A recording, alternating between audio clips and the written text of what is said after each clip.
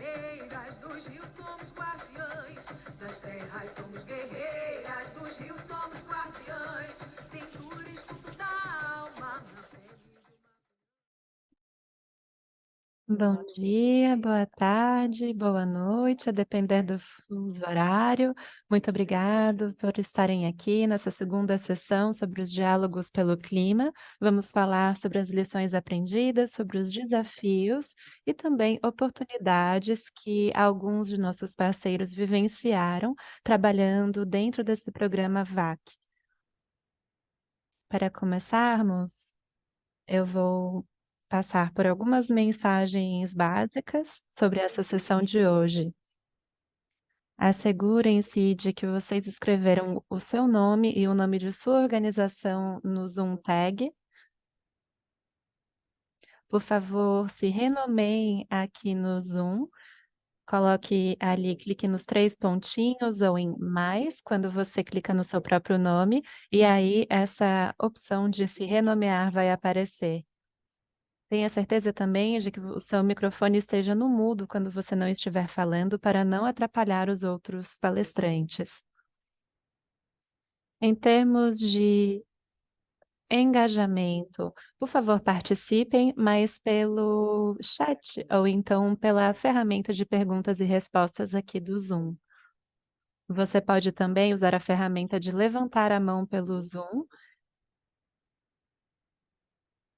Nós vamos ter um debate no final da sessão e vamos pedir para que vocês levantem a mão pelo Zoom, clicando nessa ferramenta. Vocês vão ver como funciona, porque isso cria uma lista de espera, uma ordem, uma sequência para cada um tomar a palavra de maneira organizada. Próximo slide, por favor. Em termos de interpretação simultânea, temos para os seguintes idiomas: inglês, espanhol, francês, português e Bahasa, idioma da Indonésia.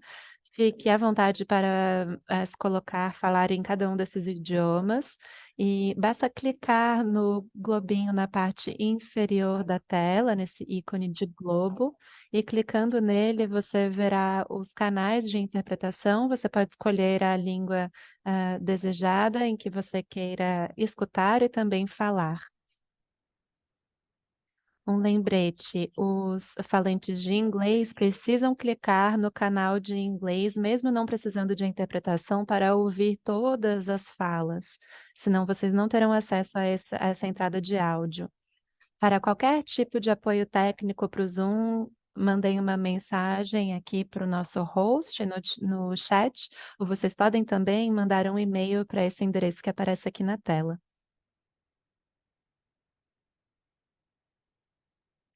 Essas eram as mensagens básicas para essa sessão. Ao fim da sessão, vamos fazer uma pesquisa para vocês nos dizerem como foi a experiência de vocês nas 2 sessões, nesses 2 encontros. E agora eu passo a palavra a Michal, que falará um pouco sobre o segmento da sessão. Perfeito, muito obrigado, Lessego. Sejam bem-vindos, bem-vindas a esse segundo encontro, um mergulho mais profundo sobre o significado de financiamento climático para as ONGs que trabalham ali no campo. Nós vamos ouvir sobre a experiência de alguns estudos-chave, que foram já apresentados na primeira sessão. Nós demonstramos 2 formas de finanças climáticas, e hoje vamos revisitar essas 2 maneiras de se financiar um projeto e vamos entender melhor o que isso significa para participantes que já estão mais interessados em, ah, seguir adiante, conseguir acesso a financiamento climático deste tipo, e também entender como fazer uma incidência política mais eficaz para uma maior acessibilidade à finança climática.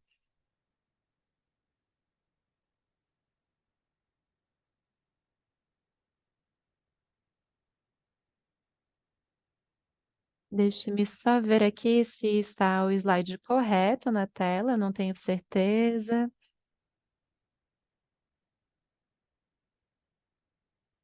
Me desculpem, um minutinho só para eu corrigir.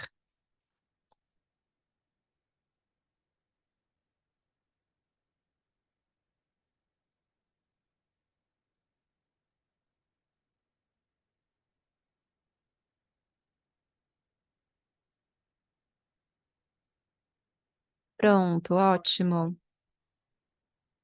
Se vocês puderem voltar a um slide, eu estava olhando o slide errado. Bom, essa é a agenda de hoje, é o que eu estava procurando. Vamos começar, então, com uma recapitulação dos dois estudos e a distinção entre financiamento doméstico e internacional, essas duas fontes de financiamento. Vamos ouvir dos beneficiários desses dois estudos-chave. Vamos começar ouvindo sobre Lorna Dax, do projeto da Namíbia, o CBNRM, que foi realizado utilizando um financiamento climático internacional. E depois vamos ouvir a experiência de Kennedy Ododa, que estava conosco na semana passada. E são beneficiários, ambos os casos, né, que trabalham em campo, nessa base do trabalho. Vamos ouvir também de George Utuga, e após esse compartilhamento de experiências, vamos ter 30 minutos para esse engajamento coletivo.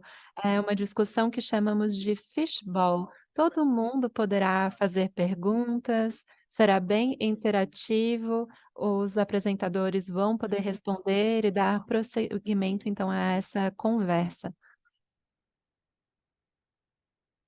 Vocês podem utilizar, então, a ferramenta de perguntas e respostas. Por escrito, vocês fazem a pergunta. Se for uma pergunta rápida, a gente pode já rebater com uma resposta por escrito. Mas se vocês quiserem se engajar oralmente com os participantes, por favor, levantem a mão virtualmente aqui na ferramenta do Zoom e vamos alocar a vocês uma oportunidade, né, nessa sequência de falas e interações para que a gente abra uma discussão, que a pergunta seja respondida por um dos palestrantes.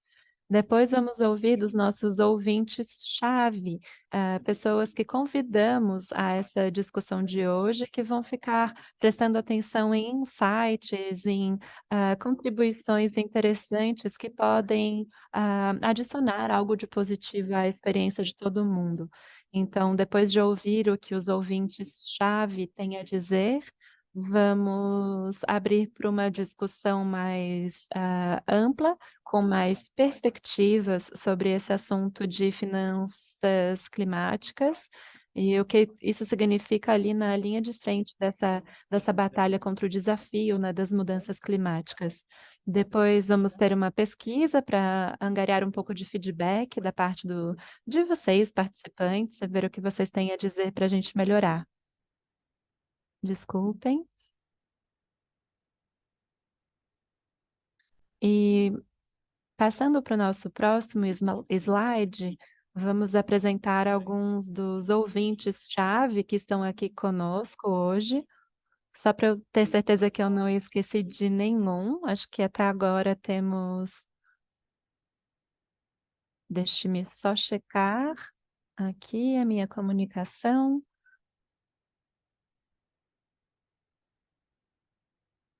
Eu acredito que temos Júlia Batia aqui. Júlia, você está online? Bom, se você estiver aqui, espero que você se sinta bem-vindo, bem-vinda. Temos Lúnia, de Aquinomaua, na África.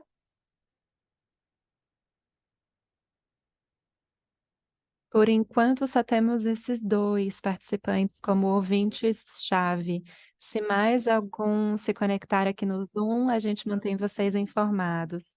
Então, agora a gente pode passar para o próximo slide, por favor.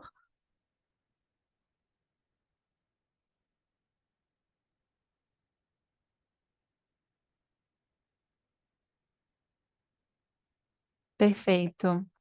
Eu vou dar uma resumida, né, do que a gente conversou na última sessão, falando um pouco de finanças climáticas internacionais. Eu acho que a mensagem que todo mundo levou para casa do nosso último encontro e dessa introdução bem abrangente, né, desse meio tão complexo, como disse o nosso colega Collins, é tudo muito complicado, realmente.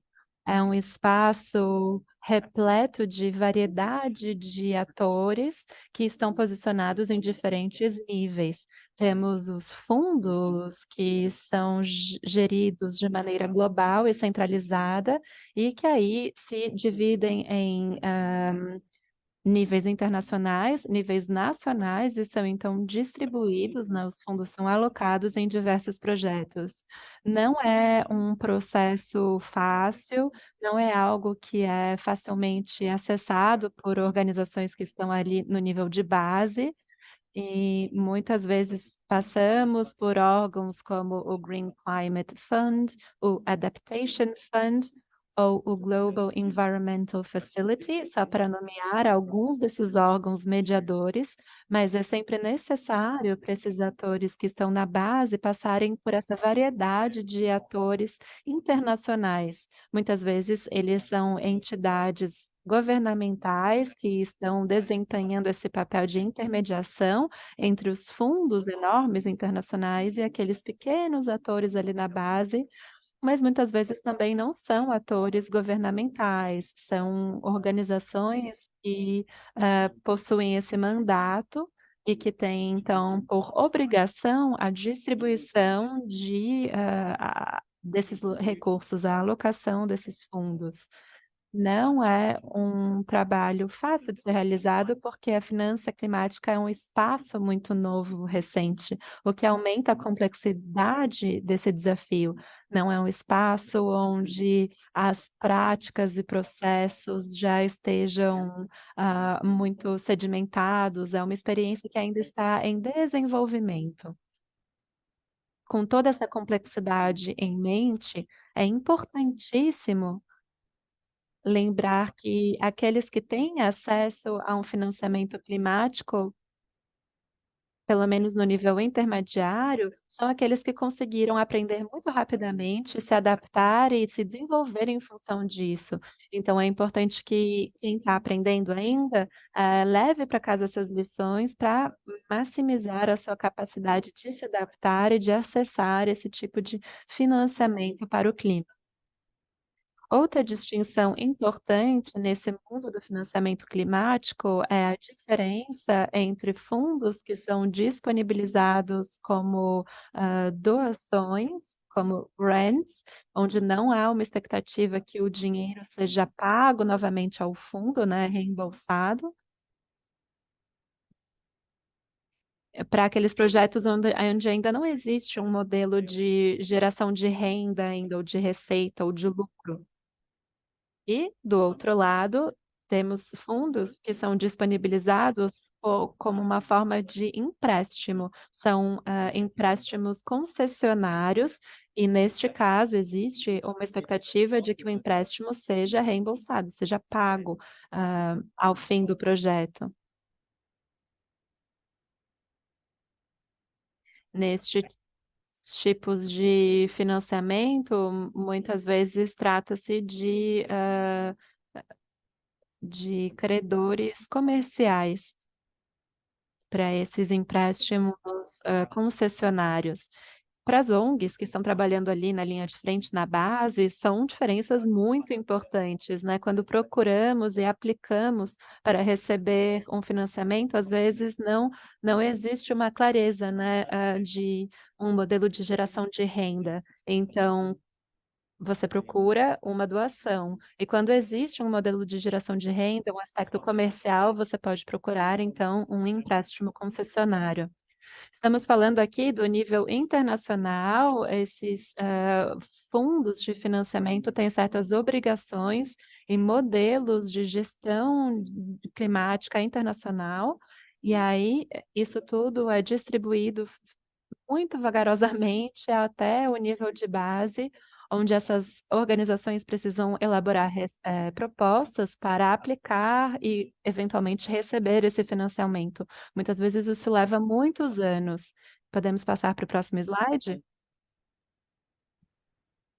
Passando agora à questão doméstica do financiamento climático. Ou seja, são financiamentos climáticos que não estão disponíveis por meio desses órgãos internacionais diretamente, mas que na verdade estão disponíveis pelo governo, pelo processo de verba e de distribuição de verba do governo, principalmente por verbas especiais separadas pelos governos em âmbito nacional para projetos que tenham algum tipo de benefício climático. Isso também inclui outros tipos de fundos que vêm de um âmbito nacional, mas que são acessados por meio dos mecanismos de acesso local. Por exemplo, verbas municipais ou fundos de mudanças climáticas municipais. Isso pode vir, por exemplo, de impostos, mas isso também pode vir de diferentes acordos especiais ou de provisionamentos especiais de fundos feitos de forma bilateral por meio de parceiros internacionais. Às vezes, isso pode ser feito por um parceiro de um país desenvolvido, disponibilizando esses fundos para um outro país. Nesse caso, os beneficiários do projeto não precisam passar por um dos intermediários, como um financiador internacional de mudanças climáticas. Os beneficiários do projeto também acessam os fundos por meio desse governo municipal ou por uma agência do governo nacional. E tudo isso é aprovado no âmbito nacional ou pelo Tesouro do país. Esse tipo de financiamento climático doméstico é isso que eu acabei de descrever. E, geralmente ele se desenrola dessa forma: ele vem do Tesouro, da verba nacional, e ele vai sendo desenrolado para acesso municipal. Foi esse o caso, por exemplo do fundo do Quênia que nós ouvimos falar. Após essa recapitulação, eu vou agora passar a palavra a um dos beneficiários desse financiamento climático internacional. É um dos beneficiários do Fundo Ambiental da Namíbia, em que eles conseguem acessar fundos do Green Climate Fund. Vou passar então a palavra à minha colega Lorna. Vou pedir também que o pessoal da nossa equipe mostre a apresentação da Lorna. Ela nos dará seu testemunho como beneficiária de um dos projetos de conservação que é um beneficiário desse projeto. Lorna, fica à vontade. Boa tarde a todos. Obrigada pelo convite. Meu nome é Lorna Dax e eu sou uma das beneficiárias de um dos projetos de conservação do Green Climate Fund.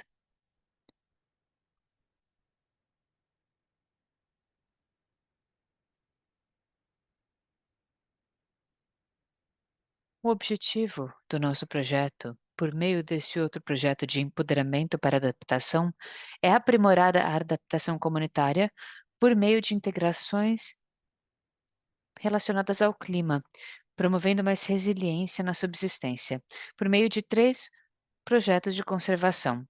Nós vemos os 3 aqui. Todos eles estão localizados nessa área na qual eu vivo na Namíbia. O nosso projeto foi uma candidatura conjunta do Environmental Investment Fund. Todas essas iniciativas de conservação foram representadas pelo Comitê de Gestão de Projetos.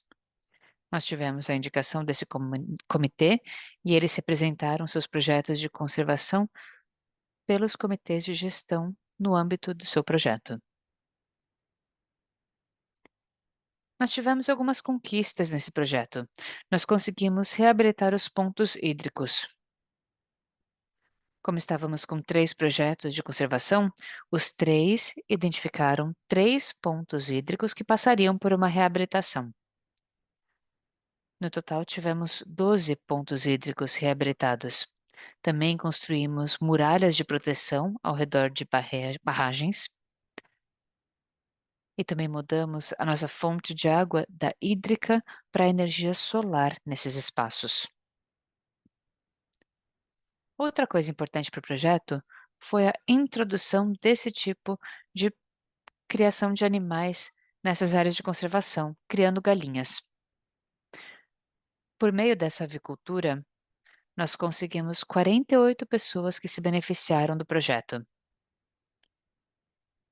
Outra coisa que nós fizemos por meio do projeto foi trabalhar com uma horta comunitária. Nesse caso, tivemos 55 beneficiários escolhidos das 3 iniciativas de conservação. Cada um deles recebeu um tanque de água para usar para suas hortas. Eles também receberam canos e pontos de conexão para os sistemas de irrigação que seriam instalados em suas hortas no quintal. Além dos pontos hídricos que foram reabilitados, durante o projeto nós também criamos oportunidades de emprego para os integrantes da comunidade. Como eu falei, estávamos construindo barragens e tivemos 60 pessoas que conseguiram um emprego durante esse projeto. Também houve uma questão de capacitação no projeto,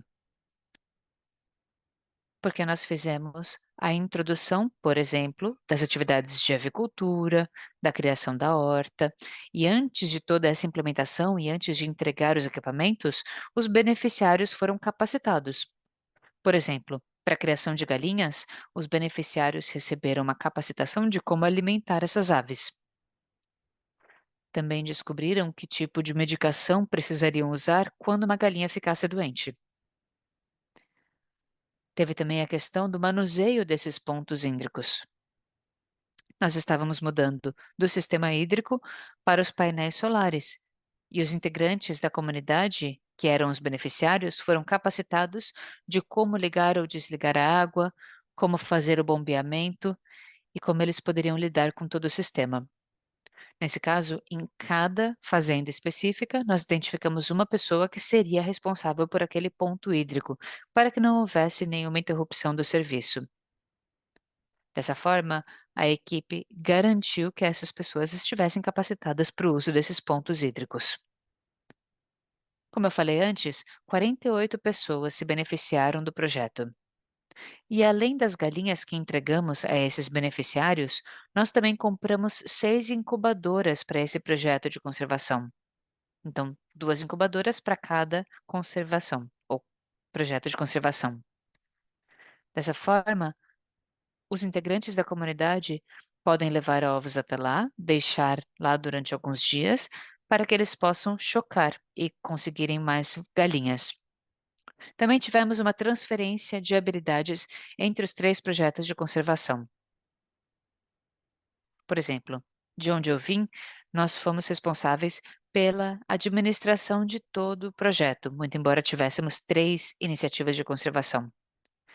E tivemos muita transferência de habilidades, porque cada unidade de conservação tem a sua forma sutil de fazer as coisas, ou tem uma constituição que funciona como sua regência. Então, esse foi um projeto conjunto bem legal e nós conseguimos aprender uns com os outros.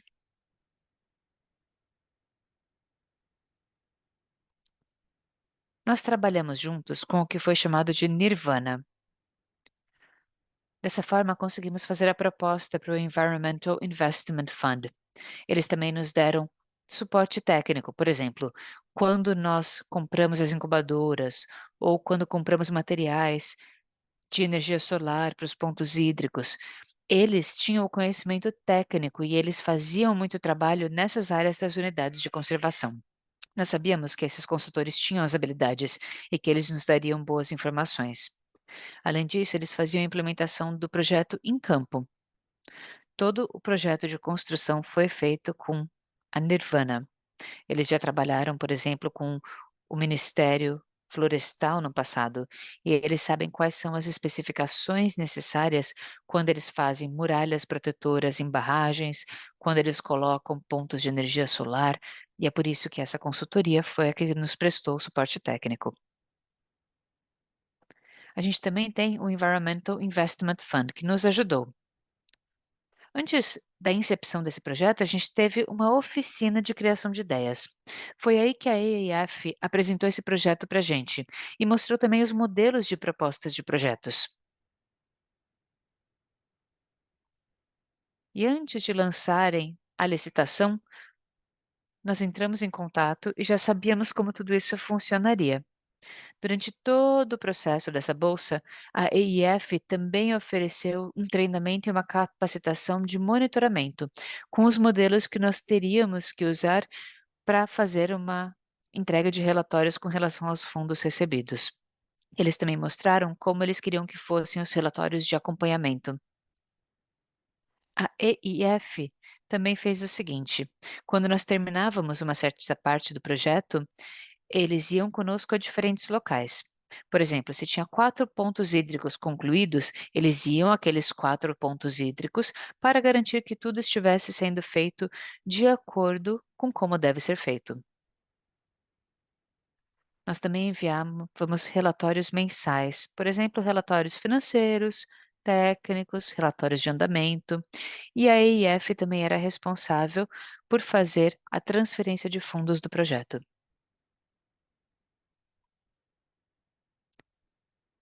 O que deu certo no nosso projeto? Olha, o que deu certo é que, como eu falei, nós éramos 3 projetos de conservação e os 3 tinham uma representatividade igualitária no comitê do projeto. Então, nós tínhamos uma representação igual para todas. Além disso, o projeto tinha uma conta bancária completamente diferente da conta bancária utilizada por essas unidades de conservação. E tinha uma pessoa responsável por essa conta bancária do projeto. Ou seja, não havia transações bancárias que não estivessem sendo autorizadas pelo responsável pelo projeto.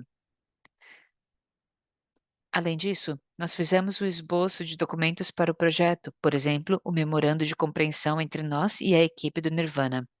Trabalhamos também com guias de gestão que nós fizemos junto com o comitê, para sabermos exatamente como lidaríamos com a questão financeira, quanto que uma certa pessoa receberia se trabalhasse junto com a equipe da EIF em uma visita de campo, etc, etc. Outra coisa legal foi que cada unidade de conservação foi responsável por selecionar os seus próximos beneficiários. Então, por exemplo, não tinha um integrante de uma comunidade indo na outra comunidade para falar que o Michael devia ser um beneficiário. Nós também tivemos uma comunicação constante entre o Comitê de Gestão de Projetos, a EIF e a Nirvana. Houve um canal de comunicação claro. Eu era administradora do projeto para isso, então tudo relacionado ao projeto era comunicado das outras partes para mim e eu transferi essa comunicação para o comitê. Outra coisa que funcionou bem foi a flexibilidade do projeto. Nós enfrentamos alguns desafios, mas a EIF teve a flexibilidade necessária para fazer mudanças do projeto inicial que nós havíamos enviado. Nós tivemos desafios como temos em qualquer outro projeto. Por exemplo, na Namíbia, nós passamos por uma seca muito grande, principalmente em uma das regiões. Então, após selecionar os pontos de água, nós vimos um nível hídrico baixo. Por causa disso, as unidades de conservação tiveram que reescolher o local. Isso significou que demorou um pouco mais de tempo para a implementação do projeto. O projeto foi implementado entre 2019 e 2021, e conforme o tempo foi passando, houve também um aumento dos preços. Essas áreas nas quais nós estávamos trabalhando também são pobres, e a infraestrutura das estradas é precária. Esse foi um desafio. Houve também o desafio das mudanças nos comitês de gestão. Como eu falei, cada unidade de conservação tem o seu próprio comitê, que trabalha durante um certo número de anos em seu mandato. Por exemplo, a unidade de conservação que eu representava trabalhava com um mandato de 5 anos. O comitê da outra unidade de conservação funciona durante um mandato de 3 anos. Então, quando existe uma mudança de mandato dentro de um certo período do projeto, isso significa que outra pessoa tem que entrar no comitê de gestão do projeto no meio do caminho. E isso faz com que, mais uma vez, a equipe tenha que colocar esse novo integrante a par do que está acontecendo, do que está sendo feito, de como está indo. Isso foi um desafio. Nós conseguimos resolver isso escrevendo à EIF e pedindo que eles continuassem com o comitê de gestão de projeto, sem colocar novos membros. Mas esses são os desafios que podemos esperar em outras áreas também. E como eu falei agora há pouco, a questão da seca foi realmente um desafio significativo para a gente. Por causa da seca, nós precisamos mudar o nosso objetivo inicial. Nós conseguimos comprar alguns equipamentos relacionados à seca para os produtores, mas aí nós tivemos que voltar à ideia do projeto de avicultura em um certo ponto. Era isso que eu queria compartilhar. Obrigada. Muito obrigado, Lorna. Foi incrível ouvir as palavras de uma pessoa que trabalhou tão de perto com o projeto. Com muita frequência, quando a gente trabalha com o financiamento climático, a gente ouve falar muito de onde o dinheiro vem, mas a gente não acaba ouvindo muito sobre para onde esse dinheiro vai e das pessoas que recebem esse dinheiro. Então, eu fico muito feliz de ter tido essa oportunidade de ouvi-la. Eu tenho certeza que os nossos colegas se beneficiaram desses insights, de como funciona quando esse financiamento climático gigantesco, massivo, vai sendo cascateado até o nível municipal. As lições aprendidas são muito interessantes. Tenho certeza de que na sessão de perguntas nós teremos muito mais dúvidas, inclusive com a discussão que nós teremos daqui a pouco. Eu já tenho perguntas, mas eu vou segurá-las um pouquinho para que a gente possa continuar. Peço também que o público faça a mesma coisa. Vão anotando, vão colocando ali no botão de perguntas e respostas, e na próxima parte da nossa programação nós podemos fazê-las. Obrigado, Lorna. Agora então eu vou passar a palavra a outra pessoa.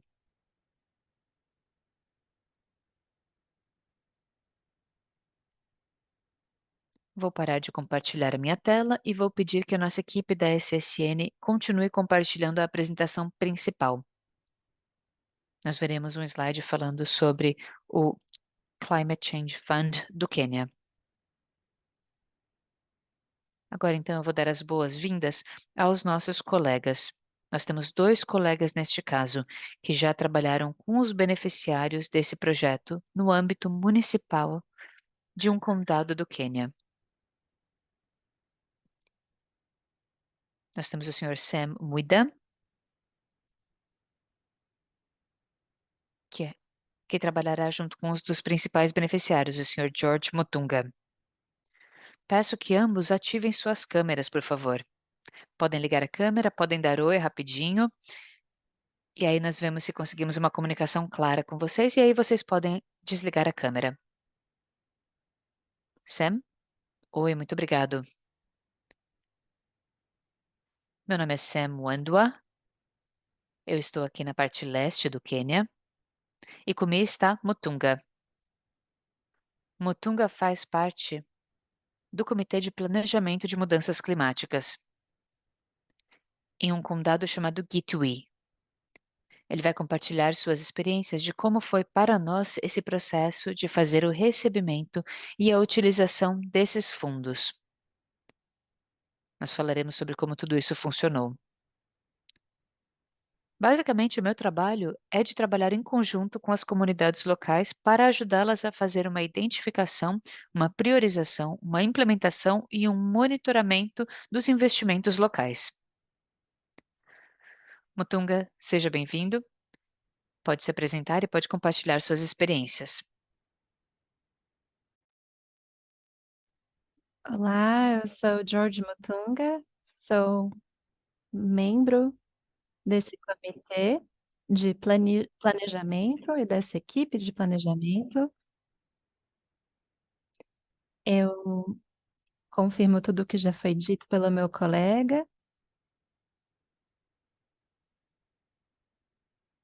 O que foi feito foi que realizamos eleições para essa equipe de planejamento, uma eleição no nível global, e após as eleições concluídas, os membros eleitos nos vilarejos se sentaram e elegeram também as autoridades. Por isso que eu me tornei secretário desse comitê. Assim foi feita a composição dessa equipe de planejamento. Nós refletimos sobre como representar uma variedade de pessoas e dessa juventude das comunidades também. Representantes também da igreja. E é assim que compusemos uma equipe bem diversa.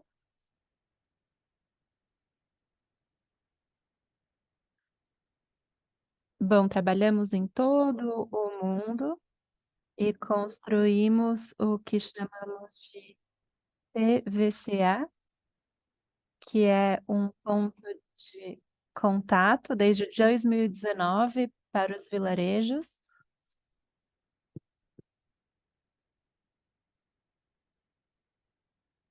Depois disso, passamos por processos de treinamento e capacitação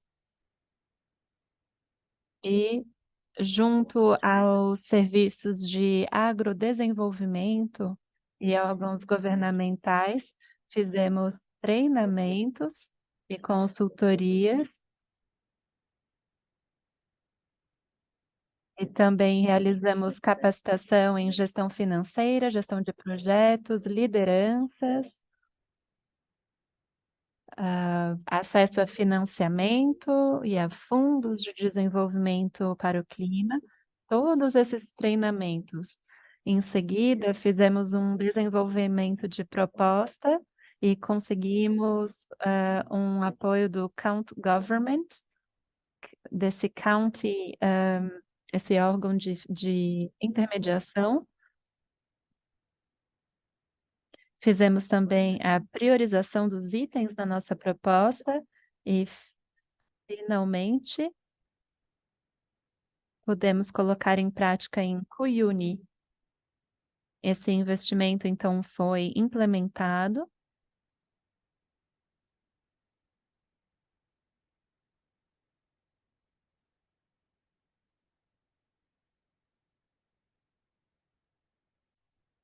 Após essa etapa, fizemos o processo com o governo da nossa região e, em seguida, o projeto foi implementado em 2018.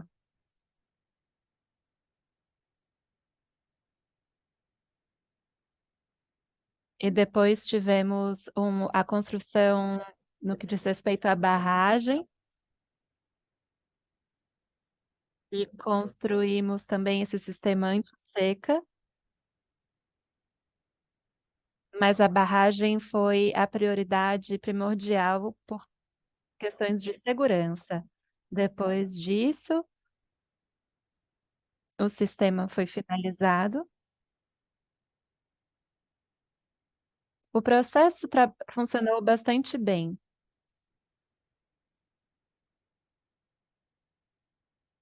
A comunidade foi quem identificou as prioridades para esse projeto com base em suas necessidades e as suas prioridades. Foi uma abordagem de baixo para cima, da base para o topo.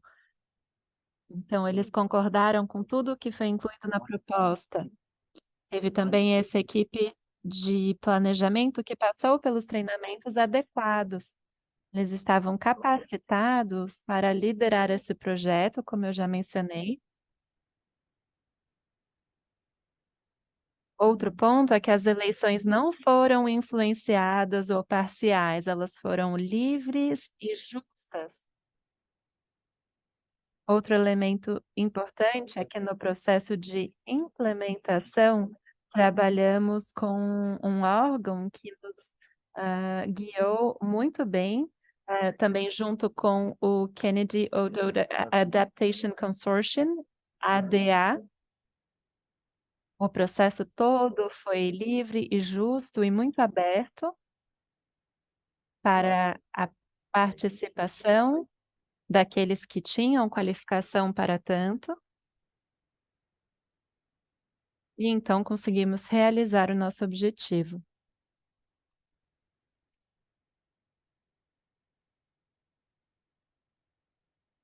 É claro que houve desafios e um deles foi o seguinte: tínhamos um financiamento e fundos e apoio do governo e dos nossos parceiros, mas muitas vezes não era suficiente. Também tínhamos a necessidade de treinamento e capacitação com habilidades de gestão. Tivemos muitas propostas mas só uma foi escolhida. Então, o financiamento para as outras propostas ficou em segundo plano. Também não tínhamos tanta capacitação dentro da comunidade. Nos faltavam algumas habilidades no que diz respeito à implementação do orçamento, das alocações passadas pelo governo da região.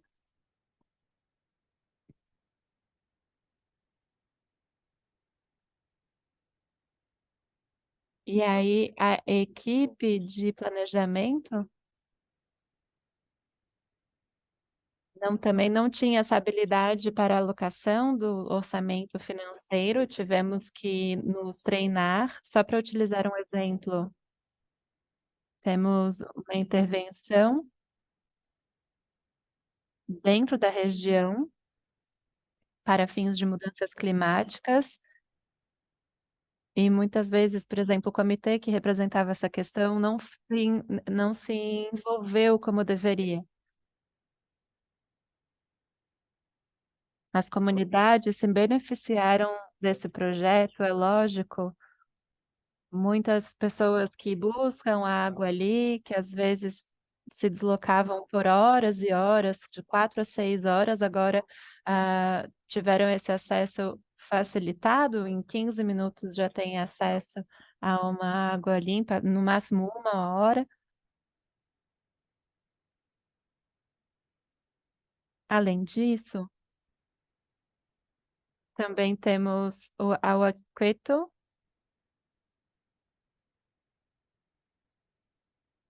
É uma região em que o acesso ficou muito mais fácil. Antes o gado passava muitos dias sem acesso à água potável, e agora o gado ah, que, que existe ali recebe água todo dia.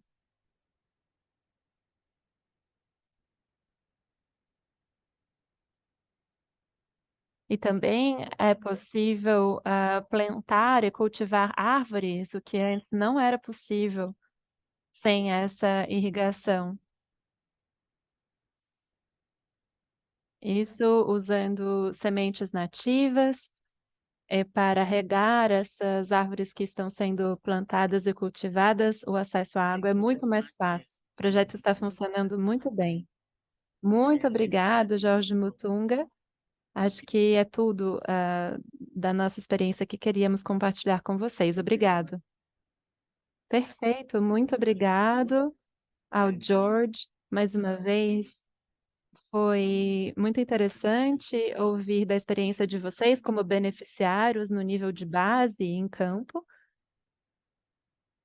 Esse projeto no Quênia, com a devolução do processo de orçamento, né, que sai do nível nacional para o nível mais regional, e todas as lições aprendidas trabalhando dentro desse sistema que é mais recente. Eu já tomei nota de alguns pontos, e vou compartilhar também com vocês o que gostaríamos de destacar. Também temos o Kennedy Ododa, do Consórcio de Adaptação, o ADA, que usou um projeto no nível mais do topo. É um projeto que foi alocado em diversas regiões. Então, se vocês estiverem passando por uma situação parecida, o Kennedy também vai poder compartilhar pontos cruciais com vocês. Se pudermos voltar para o slide com a agenda do dia, por gentileza. Agora a gente vai começar a nossa conversa. É o próximo slide, na verdade. O que chamamos de um debate fishbowl, ou um aquário. A ideia é que todo mundo que está aqui participando dessa sessão possa fazer perguntas uns aos outros, talvez para alguém que apresentou ou alguém que fez uma pergunta pelo chat, que se colocou de alguma maneira. Então, a gente vai fazer um levantamento aqui. Se vocês tiverem alguma pergunta a fazer, levantem a mão, aqui usando a ferramenta de levantar a mão virtualmente pelo Zoom. E aí vamos analisar a ordem, a sequência aqui das falas e passar a palavra para o máximo de pessoas possível. Vocês vão então conseguir interagir com as pessoas que estão aqui. Gostaria muito de saber se vocês tiveram experiências que que se relacionam ou se vocês se sentiram identificados com algo que ouviram aqui hoje. Se vivenciaram algo inteiramente diferente, talvez, com outros desafios ou, hã, se a experiência dessas organizações que falaram aqui hoje e falaram do acesso a financiamento doméstico, como no Quênia, ou financiamento internacional, no caso do projeto da Namíbia. Ambos parecem ter se beneficiado de alguns pontos em comum.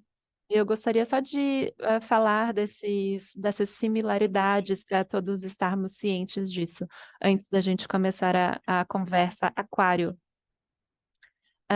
Espero que vocês estejam vendo aqui o meu slide. Ótimo.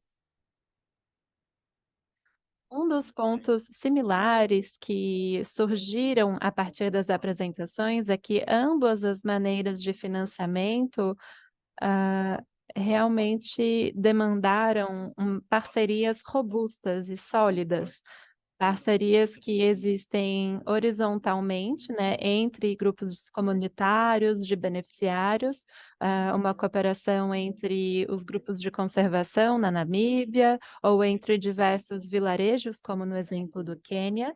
Este nível de cooperação, trouxe uma união para o projeto. E aí, partindo para um nível superior, temos um parceiro municipal no tipo de governo regional em um dos projetos, ou então no órgão intermediário para o financiamento internacional que foi recebido pelo projeto da Namíbia. Este parceiro, seja doméstico ou governamental, mais regional ou mais de alto nível, é sempre importantíssimo. Porque entre o governo nacional e aqueles que estão fornecendo o financiamento, né, o órgão que trabalha como fundo de financiamento, muitas vezes precisamos de uma mediação, como falamos na sessão anterior, né, esse papel vital desempenhado pelo Green Climate Fund, que é a autoridade designada, né, o ponto focal que faz este relacionamento. Então, se as organizações querem, receber algum financiamento do Green Climate Fund, precisam ter essa intermediação. E as diversas parcerias, no caso do Quênia, que permitiram a estruturação do projeto de acontecer de fato. Então, esse modelo de parcerias se provou muito bem-sucedido nesses 2 exemplos de estudo-chave de como beneficiários podem sim desempenhar um papel em desenhar, criar a sua própria proposta, priorizando os seus desafios, porque sabem ao que fazem face todos os dias, no dia a dia, o que pode funcionar para eles mesmos. Então, ambos encontraram benefícios, né, através desses modos de financiamento. Mas viram também que existem pré-requisitos. E os arranjos também, os acordos de cooperação. No caso da Namíbia, vimos que foi fundamental, a cooperação foi organizada entre os comitês de conservação, que tinham suas próprias estruturas e constituições, e através de eleições nomearam, então, representantes para, desempenhar esse papel de gestão. E poder receber, então, os fundos do fundo de financiamento. No Quênia e nos vilarejos, foi colocada em prática, então, essa cooperação entre equipes. E eles conseguiram, então, fazer essa aplicação, né, se inscrever para receber do county, desse governo regional, a alocação de recursos. Então foi interessante ver como a ideia surgiu, como tudo foi estruturado, então como os comitês de conservação já tinham uma constituição, foi super útil, né, foi algo que acelerou o processo.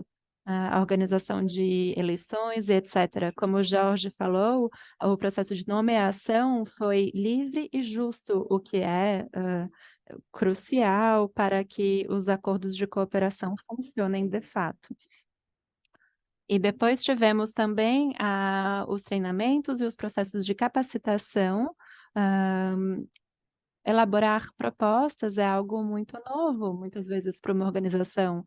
A implementação de um projeto também pode ser algo totalmente novo, uma novidade, e também a parte de elaborar relatórios, de estar, em conformidade com, os requisitos dos fundos de financiamento, tudo isso é muito, novo e às vezes as organizações não estão automaticamente equipadas ou capacitadas para elaborar essas propostas que podem ser muito complexas e que às vezes levam 3 anos para serem aprovadas. Então é importante ter um órgão para facilitar esses treinamentos e isso é o que eles tiveram a chance de fazer, como foi apresentado, né, o projeto, recebeu essa intermediação e o treinamento foi providenciado, fornecido, para que as comunidades pudessem, então, por si só, identificar as suas ideias, prioridades, articulá-las e colocá-las em uma proposta. Foi importantíssimo.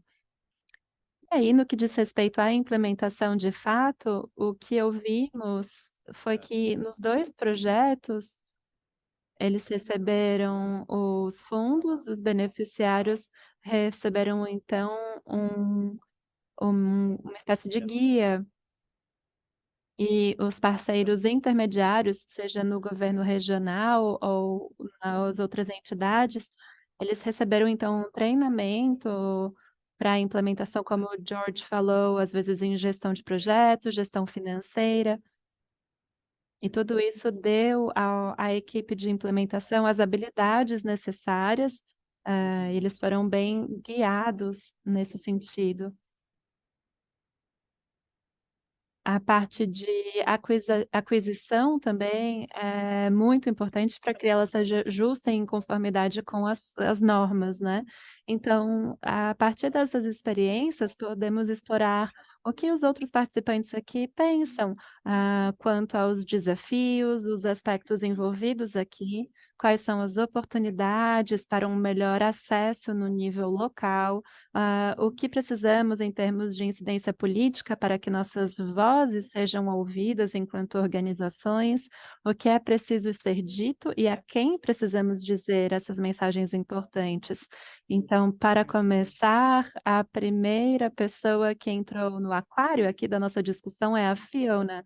Fiona, se você quiser abrir o vídeo, vamos estar felizes em ouvi-la. Oi, tudo bem? Meu nome é Fiona Ryan. Eu trabalho em uma organização da Austrália e eu concordo com o Michael. Quando a gente lida com um alto nível de financiamento climático, é muito bom ver para onde esse dinheiro vai e como o desenvolvimento acontece. Assim como a Lorna e assim como no exemplo do Quênia. Em um nível bem panorâmico, as pessoas falam muito sobre projetos transformativos, falam sobre a mudança de paradigma,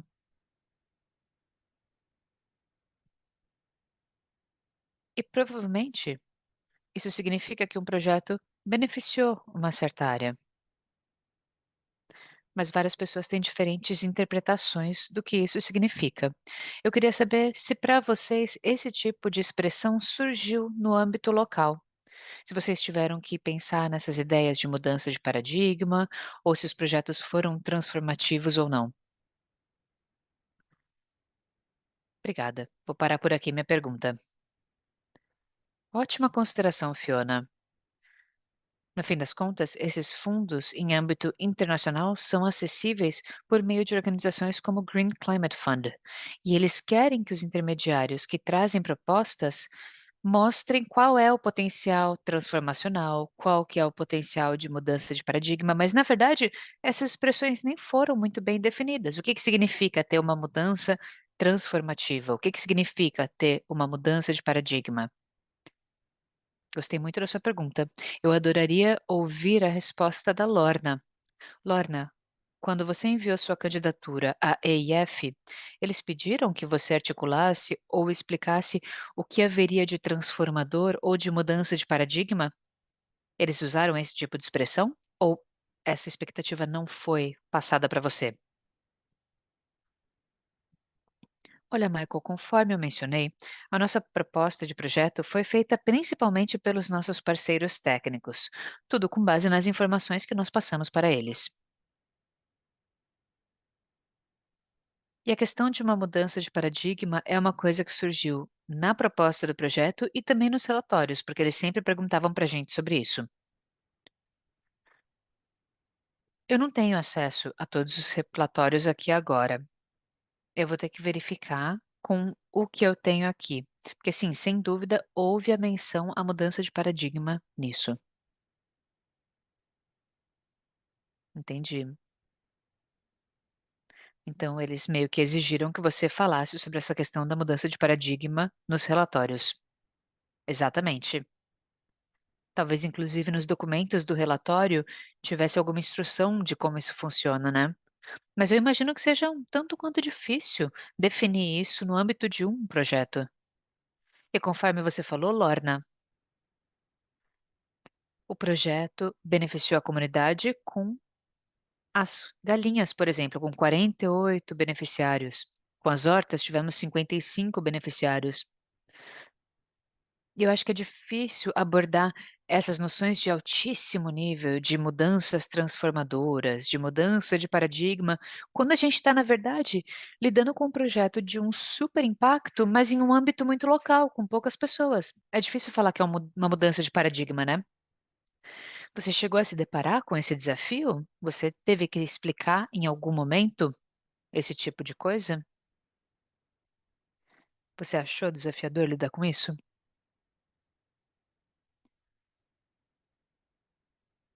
Olha, se for para pensar em uma mudança ou em uma diferença, eu diria que para a unidade de conservação, todas essas unidades de conservação passaram por conflitos relacionados ao meio ambiente. Por exemplo, eu falei daqueles pontos hídricos, né? Nesse caso, as unidades de conservação sempre relatavam danos causados por elefantes, e a ajuda era dada aos produtores de forma mensal. Então, trabalhar com esse tipo de suporte aos produtores era uma economia para eles. Para os produtores, ter um motor velho demandava muita manutenção e existia uma distância grande entre a estação de combustível e o local no qual eles precisavam daquilo. Também era necessário bombear a água para eles, para os animais e para os bichos selvagens, porque todo ponto hídrico de uma área rural da África é compartilhado com os bichos selvagens.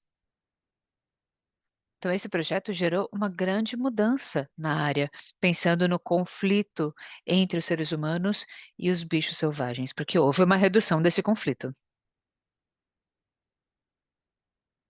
É, me parece que existe mesmo uma mudança de paradigma para as pessoas desse caso, porque nesse caso as pessoas conseguiram compartilhar os recursos com a natureza de uma forma construtiva e não destrutiva. Mas acho que deve ser bem difícil articular isso. E o que é difícil muitas vezes é que os fundos internacionais querem que a gente explique isso com antecedência, na proposta que a gente envia. Eu acho bem difícil fazer isso. Mas obrigado pelos insights, Lorna. Mais alguma pergunta que o pessoal gostaria de fazer? Pode ser sobre este assunto ou sobre, por exemplo, as exigências de mudanças transformacionais, sobre mudanças de paradigmas ou sobre algum outro assunto. Alguma dúvida?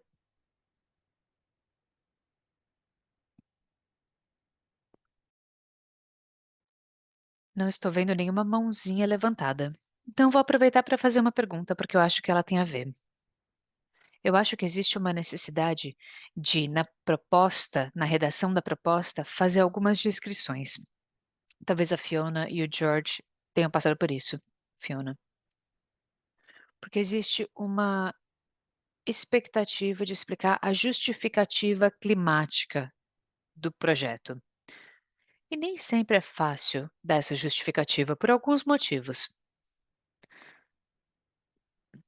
Você se deparou com isso, George? Quando você escreveu a proposta, como que foi a experiência da equipe, pensando em fazer essa argumentação com relação a uma ideia que o pessoal teve? Porque às vezes é uma ideia que o pessoal sabe que vai ser bom para a comunidade, que vai ter um impacto positivo. Mas dava facilmente para encaixar isso nas existências desse fundo de mudanças climáticas? Ou vocês precisaram polir um pouco a ideia, ajustá-la, principalmente na sua forma de descrição?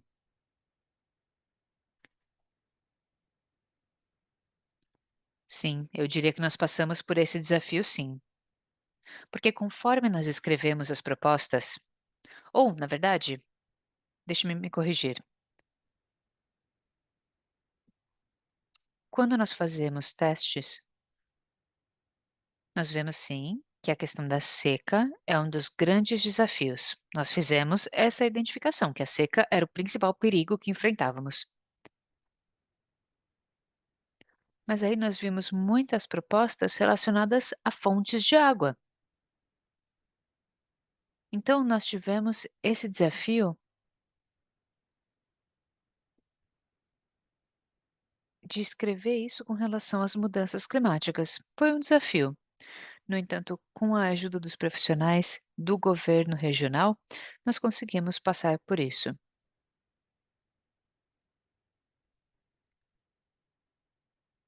E George, eu tenho uma dúvida com relação a isso.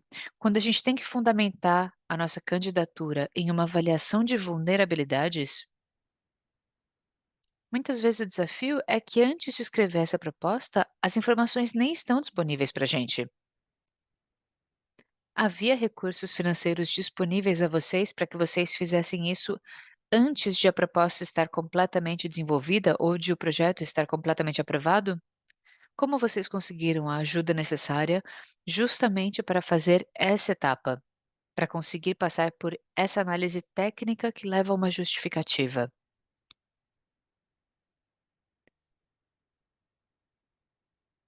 Olha, tinha alguns fundos, sim, vindos de projetos de adaptação que nós usamos durante um dos nossos estudos. Foi assim que nós conseguimos identificar essa questão como uma necessidade climática e um perigo.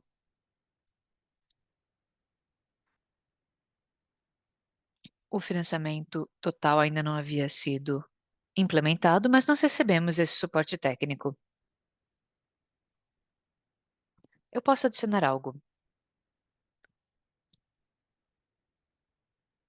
Uma forma de projetar esse mecanismo é garantir a previsibilidade de fundos que vão à comunidade local. Quando a verba é o foco, se isso for feito anualmente e se houver uma boa proporção alocada à comunidade, dessa forma, os ativistas de âmbito local vão ter apoio à sua operação. E é possível conversar com a comunidade e é possível realizar essas avaliações climáticas. Porque, conforme foi indicado anteriormente, tem uma questão de desenvolvimento de capacidade. Primeiro tem a questão da conscientização, e aí nós temos que dar apoio à comunidade para tudo isso ser feito de forma rotineira. Temos então a identificação e a priorização dos projetos, e tudo isso com base nas verbas disponíveis. As pessoas têm que ter ciência das verbas oferecidas a elas em uma certa situação financeira. Excelente consideração, Kennedy. Obrigado. O projeto do Quênia mostrou muito bem isso. Quando o financiamento climático não é visto como algo isolado, mas na verdade fica integrado às operações e às estruturas de planejamento e ao processo de distribuição de verba no âmbito municipal, tudo fica mais previsível. Fica mais possível fazer as avaliações necessárias para a coleta de dados, as avaliações necessárias para conseguir trazer os projetos à discussão. Eu acho que todas as organizações que trabalham em âmbito local poderiam trabalhar com mais incidência para isso. Vamos lá, a próxima pessoa é Moadjuma? É isso mesmo, é assim que se fala, Moadjuma Abdi. Eu tenho uma pergunta para a equipe do Quênia que fez a apresentação. Essa equipe falou do projeto Floca, mas eu não entendi exatamente do que eles se beneficiaram por causa do som. Eu queria muito saber, então, por favor, vocês podem falar sobre esse programa Floca e quais foram os benefícios? Sam, George, Kennedy, quem gostaria de responder? Ken, pode falar.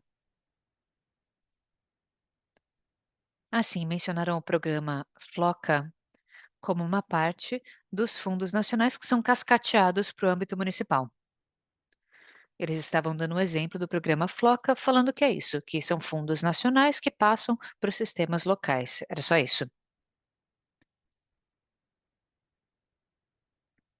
E nós temos o programa Floca também ajudando algumas atividades climáticas locais, pensando na priorização de projetos. O programa Floca ajudou também avaliações de riscos para o país inteiro no Quênia. E pensando no benefício para todos, o Floca é um programa de financiamento liderado localmente para as ações climáticas. Ele possibilita a criação desses outros programas cascateados para sistemas mais regionais, não é isso mesmo, Kennedy? Isso, exatamente. E quem faz o financiamento do Floca? De onde vem esse projeto? Porque esse projeto foi essencial para fazer esse tipo de cascateamento para o âmbito municipal.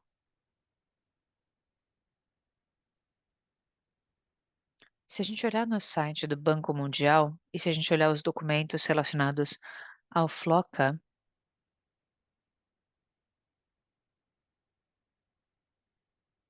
ele tem a ver com um piloto de um consórcio. Então, no Floca, nós temos empréstimos e concessões. Tem uma participação do governo do Quênia. Tem também um empréstimo do Banco Mundial. Tem dinheiro também de outros grupos, como o SIDA. São organizações que fazem fomento à ação local. Ah, entendi. Então é assim que outras agências internacionais de auxílio podem trabalhar com a possibilitação disso tudo.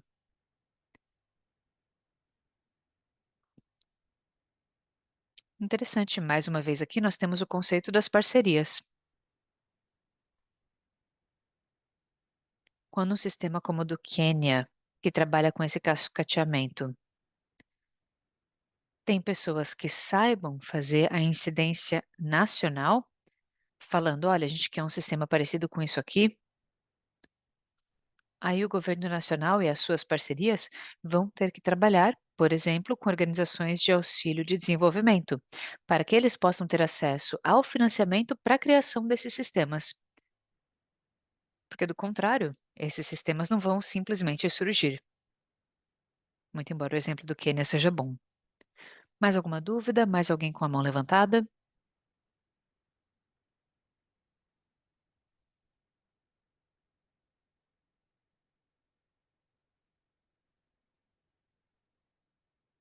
Eu vou voltar então à minha lista de perguntas, enquanto todo mundo vai pensando em uma dúvida.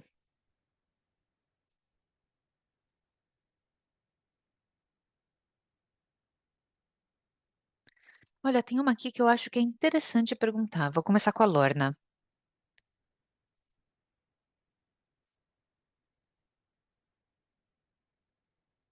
Lorna, nós vimos esse projeto. No seu papel e na sua experiência, O que que esse projeto possibilitou para você agora que o projeto já foi concluído? Você participou da equipe de gestão do projeto, né? Então, para você, pessoalmente, o que que esse projeto significou para a sua carreira? Como que a sua carreira mudou? Como que as suas experiências foram diferentes? Para mim, Michael, após a implementação de sucesso desse projeto, tendo atuado como administradora do projeto, eu entrei para o Save the Rhino Trust ano passado. Então agora eu trabalho como sócia assistente do Save the Rhino Trust. E eu acho que eu só consegui fazer isso por causa da habilidade que eu desenvolvi durante os meus anos na unidade de conservação e por causa da comprovação do projeto, desse trabalho que eu fiz junto com outros parceiros. Eles agora confiam na minha capacidade como pessoa e por isso essa nova porta se abriu para mim. Parabéns, que maravilha! Obrigada. Se o mundo realmente quiser ver uma mudança transformadora, é muito importante ter esse tipo de coisa. Fico muito feliz por ver que uma pessoa do projeto conseguiu levar essas habilidades para outro contexto. É muito legal mesmo. Sam e George, alguma experiência que vocês tenham conseguido colher a partir desse projeto de mudanças climáticas? Como que essas coisas levaram vocês ao próximo passo da vida de vocês?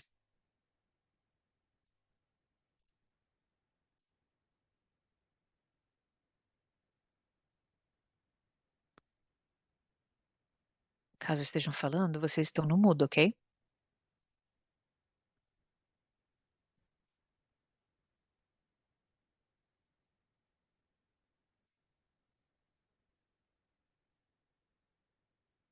Talvez estejam com alguma dificuldade técnica. Lorna, enquanto os esperamos, na verdade, Michael, enquanto os esperamos, posso adicionar algo? Claro. Olha, não sei se alguém vai perguntar isso, mas antes que eu esqueça, eu queria falar algo. Outra coisa que esse projeto, ou que a Bolsa fez para as unidades de conservação, é que nós nos gabamos muito desse projeto. Por quê? Porque fizemos uma boa implementação. E isso cria mais possibilidade para essas unidades de conservação terem acesso a outros financiamentos de outras pessoas. Por quê? Porque uma base sólida foi construída e porque as unidades de conservação conseguiram provar que são capazes de gerenciar bolsas e gerenciar fundos dedicados a eles. Isso criou oportunidades para as próprias unidades de conservação, para que elas tenham acesso a outros fundos, outras bolsas e outras parcerias com outras organizações de suporte e ONGs. Excelente comentário, muito bom. Eu acho que quando nós falamos de oportunidades do financiamento climático, esse é um ótimo exemplo do que é possível. E isso pode gerar muitos frutos se a gente olhar desde o início do processo, né? Eu conheço colegas da EIF com quem eu já trabalhei que contaram para gente que assim que eles começam a fazer a implementação de projetos do Green Climate Fund e eles vão passando por todas as questões técnicas difíceis que eles têm que superar para chegar ao resultado final, eles já veem muitos benefícios, não só por meio do Green Climate Fund, mas por meio do acreditamento a outras organizações, porque daí outros fundos, depois desse sofrimento inicial, querem trabalhar com eles em outros projetos. Então, eu acho que pode ser desafiador para as organizações em vários níveis diferentes. Por exemplo, eu tenho certeza de que foi desafiador para alguns dos representantes regionais dos governos dos condados ou distritos. No entanto, depois que a gente desenvolve essas novas habilidades e experiências, outras portas se abrem e o trabalho continua de formas que muitas vezes são inesperadas. É difícil também falar sobre isso depois e atribuir isso àquele sucesso inicial. Agora, acho que o Sam e o George têm algum comentário, caso eles consigam falar.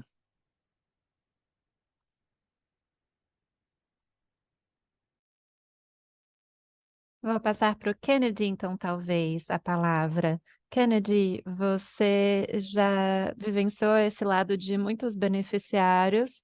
Se você tivesse que realizar um projeto pensando no futuro, com essa oportunidade em mente, O que você gostaria de incluir nessa parte de idealização do projeto, para que os benefícios incluam não apenas o que está ali no fim do projeto, mas o processo de empoderamento dos participantes?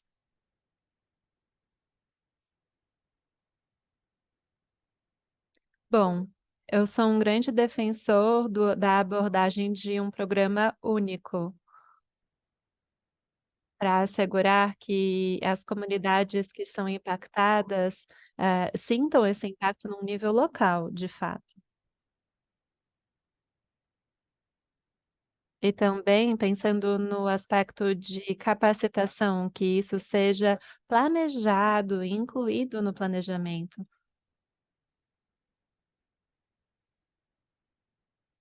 E também, as necessidades de um nível local. É importante pensar em mais financiamento para dar apoio à inovação.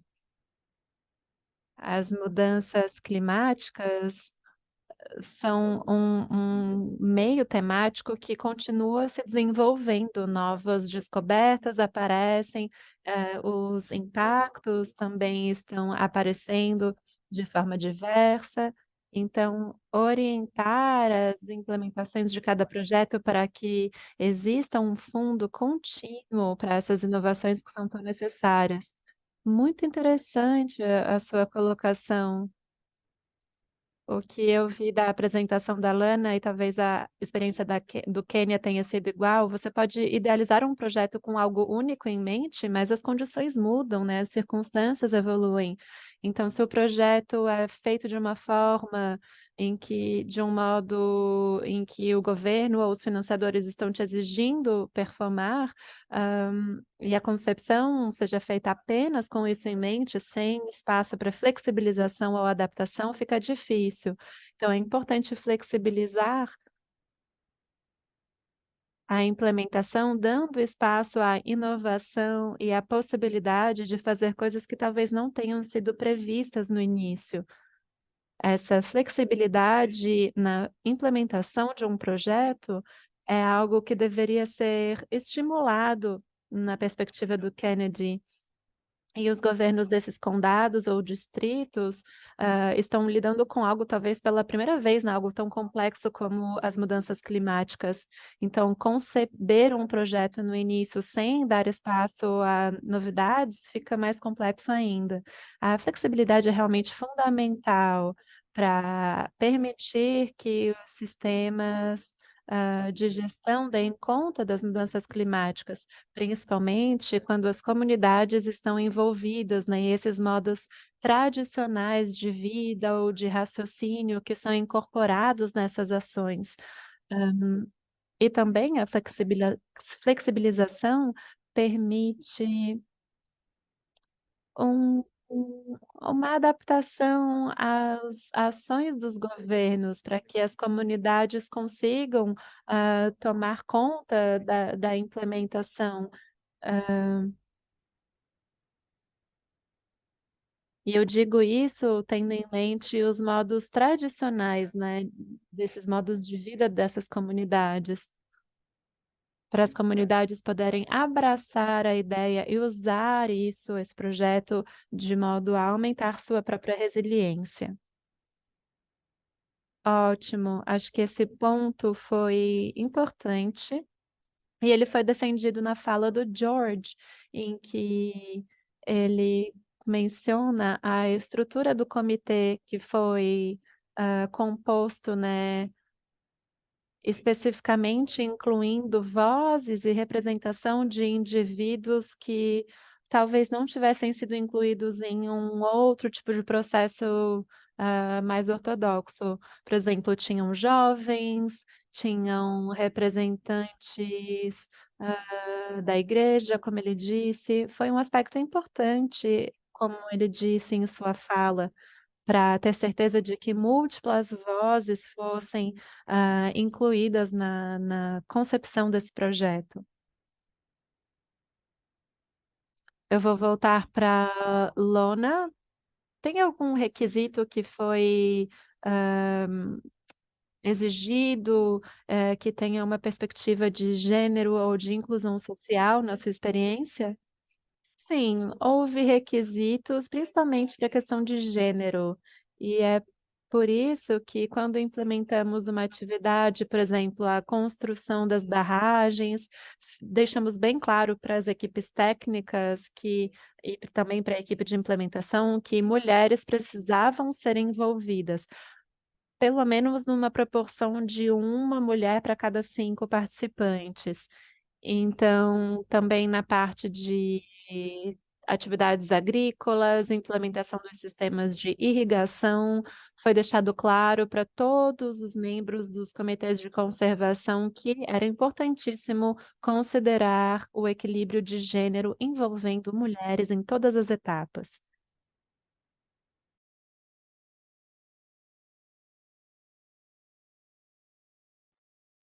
Michael, você estava no mudo. Ai, claro, desculpe. Bom, e foi fácil para os beneficiários e aqueles envolvidos de entender esse requisito, né? Qual foi o treinamento necessário? O que você teve que defender de modo ativo, né, enquanto ativista, para que as pessoas fossem convencidas? Bom, pensando nas outras atividades do projeto, foi bem fácil, porque a maior parte das fazendas ou lares já eram liderados por mulheres, porque geralmente os homens saem dos vilarejos para ir buscar trabalho em outro lugar para sustentar as suas famílias. Então foi bastante, simples, selecionar mulheres beneficiárias desse projeto, mas na etapa de construção da barragem foi bem mais complicado. A gente teve que realmente pensar na parte física, né, do projeto de carregar muito cimento, esse trabalho físico realmente só de ter as mulheres aqui, muitas vezes a mulher ficava em tarefas, por exemplo, fazer as refeições ou algo um pouco mais leve. Era difícil ver uma mulher realmente fazendo a tarefa em questão, mas era mais difícil realmente, né. Na parte de atividades agrícolas foi super fácil, por outro lado. Em algumas vezes realmente foi um desafio, mas realmente dependendo da atividade em questão. Eu acho que é algo que sempre me vem em mente quando eu penso nesses requisitos, pensando em inclusão de gênero, de alguma forma um projeto pode ser desenhado com resultado em mente, e aí a gente tenta incluir a questão de gênero no processo, mas talvez possa ser interessante pensar numa abordagem inclusiva de gênero desde o início, né, com mais conscientização, mais capacitação, e aí quando o projeto é concebido, a gente pensa de maneira mais realista nesse assunto, né, vendo quais são as atividades que podem trazer mais benefícios para mulheres ou homens, o que pode ser feito por ambos os gêneros, desde da parte de idealização mesmo do projeto. É lógico que no meio de construção civil é um pouco mais difícil, né, achar mulheres para tarefas que exigem um esforço físico muito intenso.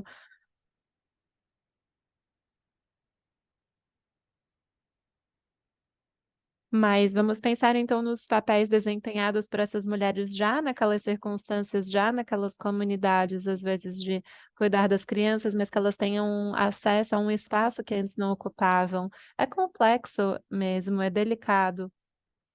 É necessário um maior entendimento e uma maior capacitação para que, na parte de idealização do projeto, tudo isso seja levado em conta. E deste modo, a gente tem então uma abordagem de inclusão de gênero mais realista e mais transformadora, em que o empoderamento seja central, que realmente traga à tona a força dessas mulheres. Temos mais alguma pergunta, mais alguma mão levantada aqui virtualmente que queira participar da conversa?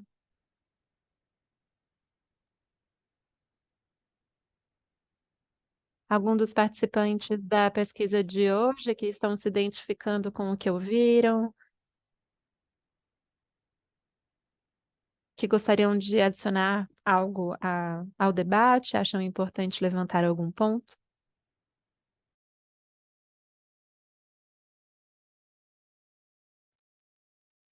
Eu não estou vendo nenhuma mão, eu perdi a noção do tempo, não sei quanto tempo ainda nos falta para essa sessão.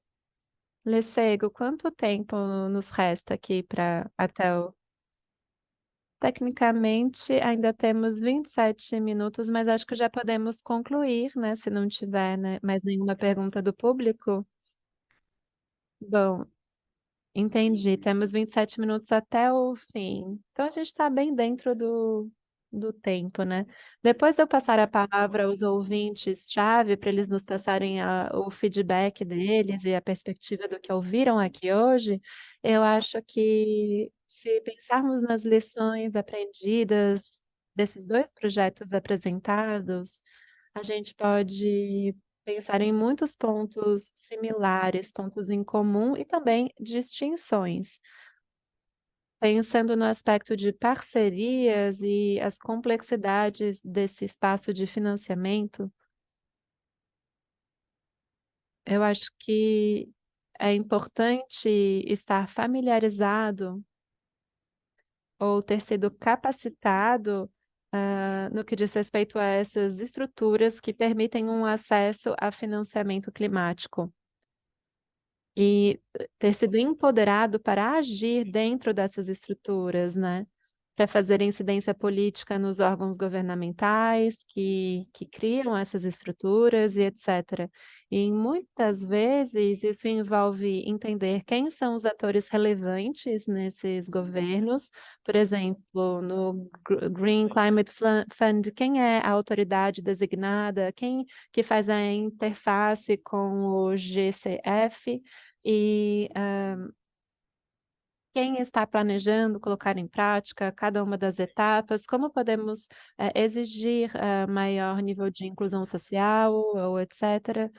E pensando na questão climática, para identificar um projeto climático e fazer com que ele funcione, a gente precisa fazer um trabalho preparatório para ter acesso a financiamento. Não é fácil criar, assim, uma proposta do zero e ter todos os recursos à disposição. Tudo isso requer tempo, habilidades técnicas para escrever, redigir essas propostas e dinheiro também. Até nos modos de acesso mais direto, né, como o GCF. Mesmo nessa instância, a tecnicalidade envolvida aí na elaboração de uma proposta já requer um orçamento disponível para esse tempo preparatório, né, essa etapa anterior ao envio de uma proposta.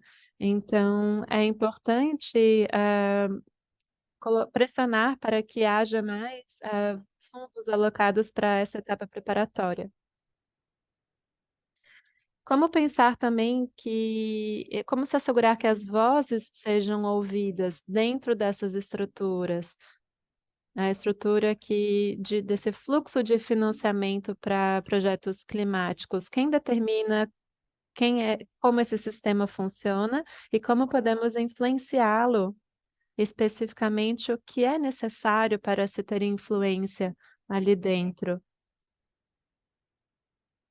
para que as vozes sejam ouvidas na etapa de idealização dos projetos de concepção desses sistemas. Como que esses sistemas estão sendo desenvolvidos atualmente? Como fazer com que todos sejam de fato considerados nos acordos que estão sendo firmados num nível internacional, nacional e local? Eu acho que aprendemos muito com esses projetos e ficou claro que a capacitação e o treinamento é algo fundamental. No projeto é muito benéfico e permite também a criação de uma nova carreira, para além do projeto, né, a capacitação e o treinamento de organizações no nível local, assegura que elas terão então a habilidade de, atuar dentro desse sistema. E quando os projetos são elaborados e o sistema que faz essa gestão, que eles pensem, na flexibilidade que é importante para poder responder às circunstâncias que estão sempre evoluindo e mudando, e que projetos climáticos sempre fazem face a esse tipo de mudança. Quais são os requisitos? Quais são os pontos necessários? É importante ter esse insight para não esquecer que a flexibilidade é um ponto importante a ser incluído no projeto. E no que diz respeito à inclusão social e de gênero, é importante que haja uma maior conscientização para que isso já seja feito na idealização do projeto de modo, realista. E isso envolve acesso a recursos, para passar, pelos pontos básicos, entender quais são as condições, para que as ideias de projeto sejam, possam abraçar, essa inclusão social e de gênero. Ideias de projetos transformadoras podem surgir daí, ao invés de só adicionar isso como um ponto a mais a ser incluído. Esses insights foram muito importantes, eles falam dos nossos desafios, mas também das oportunidades que temos. E agora eu gostaria de passar a palavra para os nossos ouvintes-chave, que puderam estar aqui com a gente hoje, para que eles passem então para a gente o seu feedback e perspectivas adicionais. Fez, você gostaria de dizer alguma coisa, talvez? Olá, Michael. Eu acho que infelizmente alguns tiveram que sair, muitas reuniões de emergência, surgiram, ao longo da reunião com tudo que vem acontecendo no Oriente Médio e também no resto do mundo. Então muita gente teve que sair aqui da reunião um pouco mais cedo, mas eu acho que os insights que surgiram foram incríveis, as conversas foram muito bonitas, falando dos desafios de todas as oportunidades e das estruturas, hã, dentro das experiências dos nossos beneficiários, os acessos que eles tiveram ao financiamento climático, os intermediários envolvidos, as diferentes etapas. E eu não sei se alguém tem algum comentário para conclusão, algum comentário final, talvez se os participantes tiverem algo a dizer, se vocês quiserem compartilhar alguma coisa com a gente antes da gente finalizar essa sessão, fiquem à vontade. Muito obrigada, Lecerro. Mais algum último comentário, pessoal?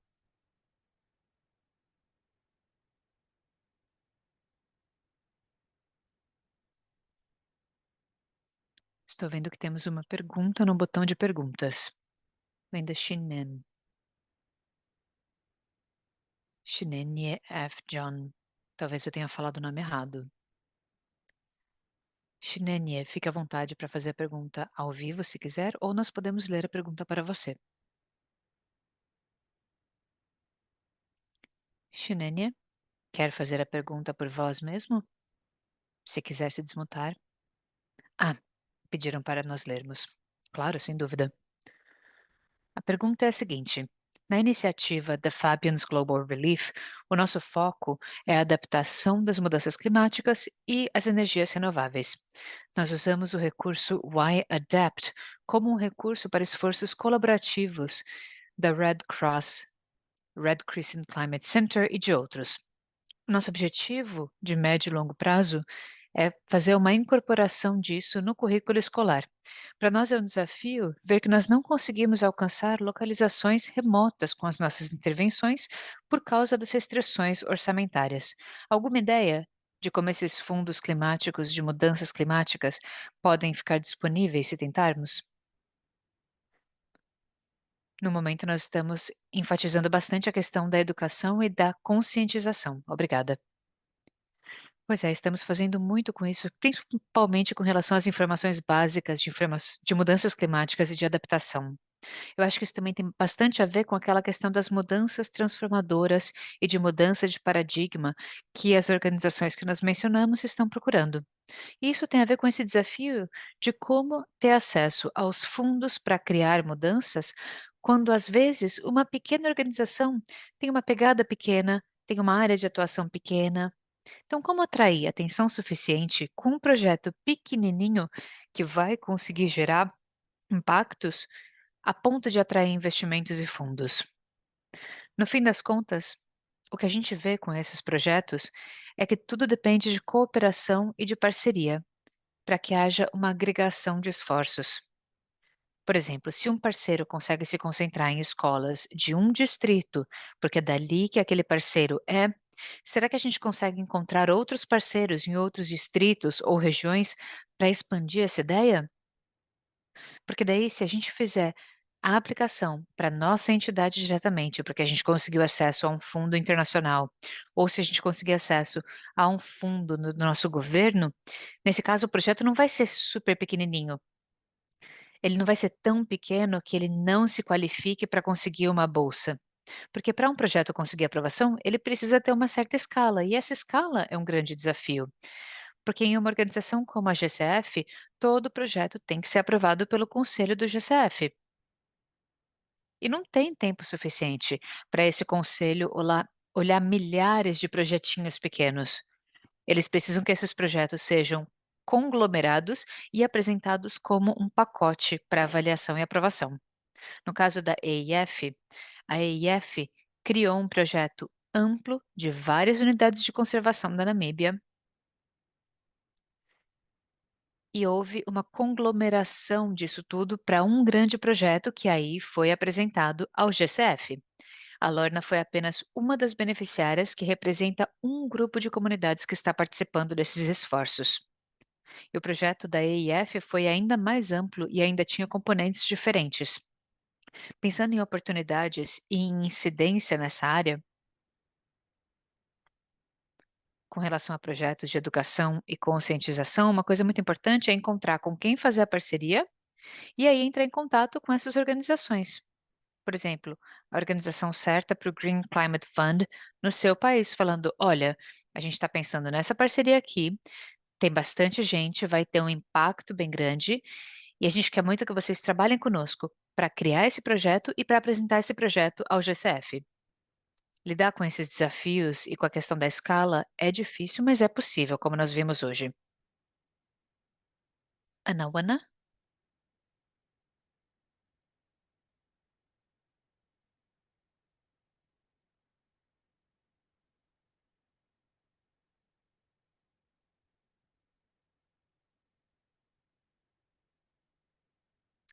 Anawana, infelizmente não conseguimos ouvi-lo.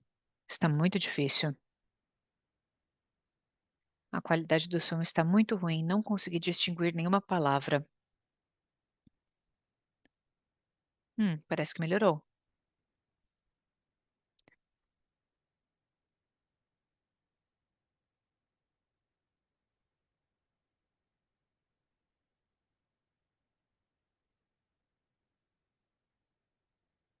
Aqui na nossa província, nós já estamos na época das chuvas e o padrão de pluviometria parece estar ruim.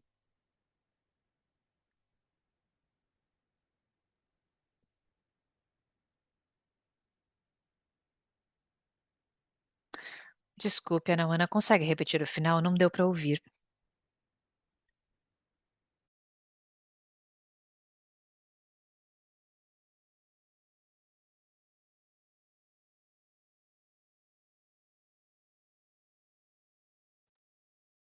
Estou em uma área bem remota, por isso que a conexão está bem ruim.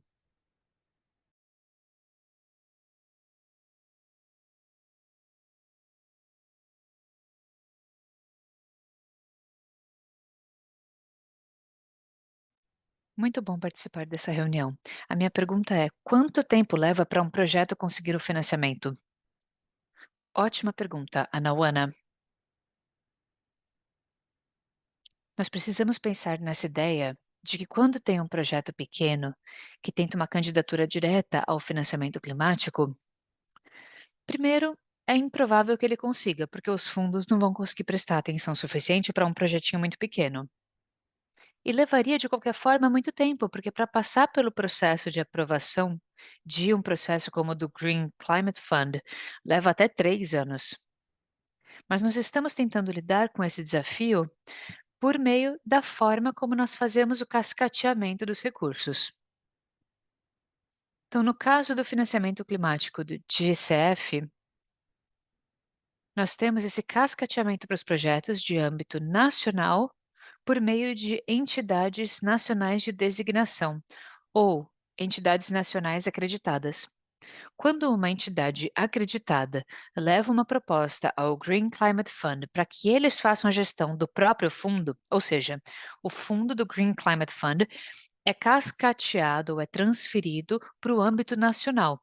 E aí existe um processo de aprovação que pode até levar 3 anos, mas aí, após a concessão desse fundo para o âmbito correto, fica muito mais rápido conseguir acesso a esse financiamento a partir de organizações locais, porque já houve o cascateamento do dinheiro. Para nós termos um bom insight sobre isso, eu posso perguntar a Lorna. Lorna, quando chegou a hora de fazer uma candidatura, você lembra quanto tempo levou? O quanto demorou conseguir a aprovação do projeto pelo EIF?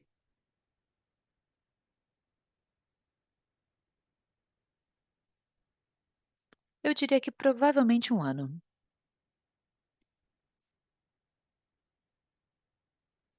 porque nós vimos isso inicialmente no final de 2017, começo de 2018, e o nosso projeto começou em 2019. Legal. Não é tão ruim, levando isso em consideração quantos detalhes técnicos estão envolvidos no desenvolvimento do projeto. Um ano é muito melhor do que 3 anos, né? E eu acho que isso só é possível porque a EIF recebeu uma aprovação desses fundos cascateados que estavam gerenciando. Eu acho que esse sistema provavelmente é uma solução para o problema de escala,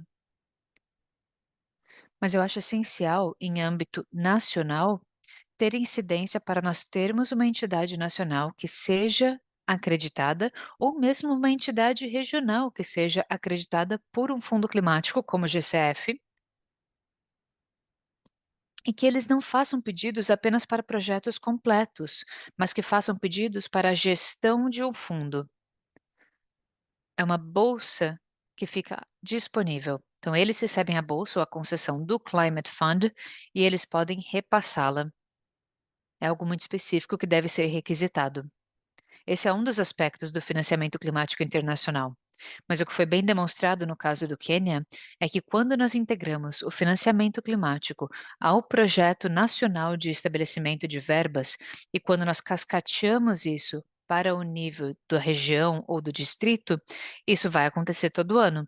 Então, todo ano deve ter uma chamada de projetos, uma chamada de propostas para os projetos que querem utilizar a verba disponível para aquele ano. Esse cascateamento pode ter aspectos diferentes, mas é importante que ele aconteça. Se ele não estiver acontecendo no país de vocês, essa é uma coisa pela qual nós devemos lutar. Mais alguma dúvida?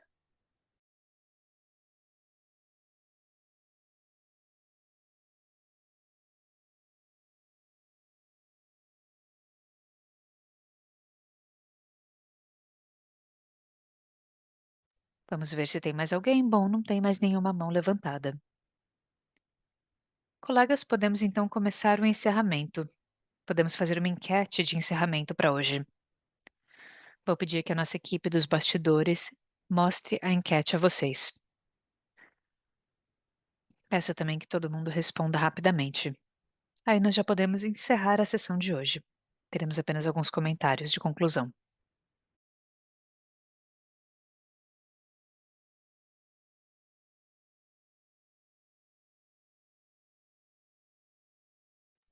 Então, algumas conclusões são, por exemplo, que trabalhar com o fortalecimento das iniciativas locais é essencial para ter soluções resilientes de clima no longo prazo. É verdade.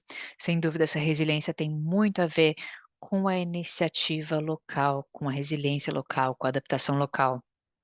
A Fiona está falando que trabalhar nas negociações da Convenção Quadro, geralmente a gente não ouve falar sobre os programas do governo e sobre os projetos nacionais.